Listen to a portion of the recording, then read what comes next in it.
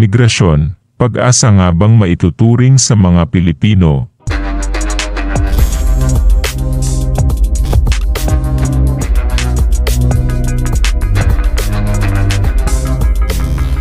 Humigit kumulang nasa 2.2 milyon ang naitala ng Philippine Statistics Authority na bilang ng mga Pilipinong nangingibang bansa o ang tinatawag na mga overseas Filipino workers sa taong 2016 na at patuloy pa ang pagtaas nito. Milyon-milyon na ang mga Pilipinong sumusugal ng kanilang kapalaran upang makahanap lamang ng ilaw at pag-asa upang may maipangtusto sa pamilya.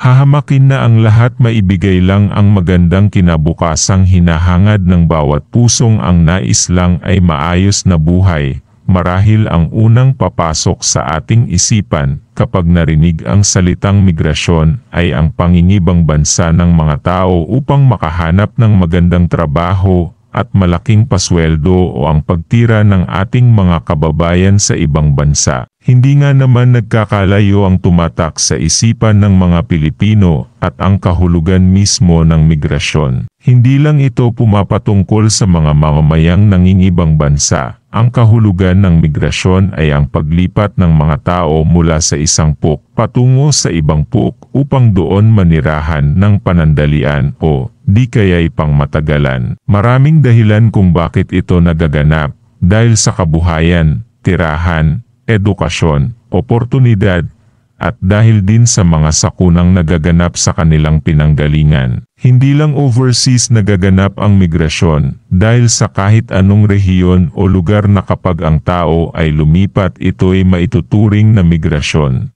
Maaaring makakita ng mabuti at di mabuting epekto mula sa migrasyon. Maituturing na mabuting epekto ng migrasyon ang pagkakaroon ng sapat na sweldo ng mga manggagawa upang matustusan ang pamilya. Ito ang laging rason ng mga mamamayang Pilipino kung bakit sila mangingibang bansa. Mabibili ang gusto at aasenso ang buhay. Isa pa sa halimbawa ay ang pagkakaroon ng sapat na kaalaman sa iba't ibang larangan dahil sa magandang edukasyon na nabibigay ng matatayog at maunlad sa larangan ng teknolohiya na bansa. Sa kabilang banda, maraming mga negatibong epekto ang migrasyon. Umpisahan na sa mga kababayan nating nangingibang bansa.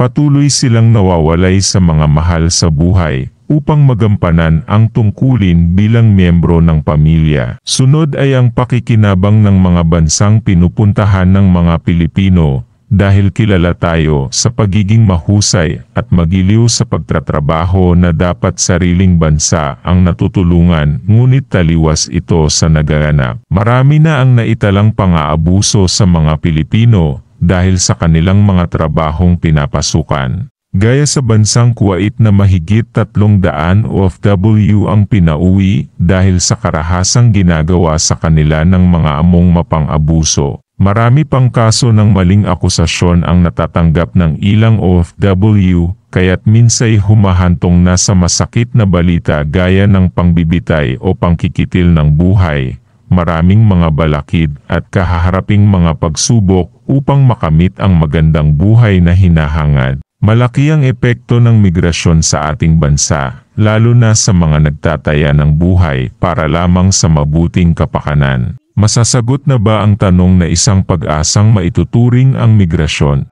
Iba't iba ang kwento ng bawat tao kung kaya't nandito ang kakayahan nating makinig at umunawa sa kanilang kalagayan. Hindi biro at hindi madali ang pagpasok sa migrasyon dahil sariling kapalaran mismo ang itataya. Pilipino ang isa sa mga kilala na taong malalakas ang dignidad at hindi sumusuko sa anumang mga pagsubok na dumarating sa buhay. Dapat na seryosohin ang mga issue o mga problemang kinakaharap ng ating mga OFW saan mang sulok ng mundo. Dahil hindi lang kinabukasan ng iisang pamilya ang nakalaan, dahil kinabukasan mismo ng bansang ating minamahal.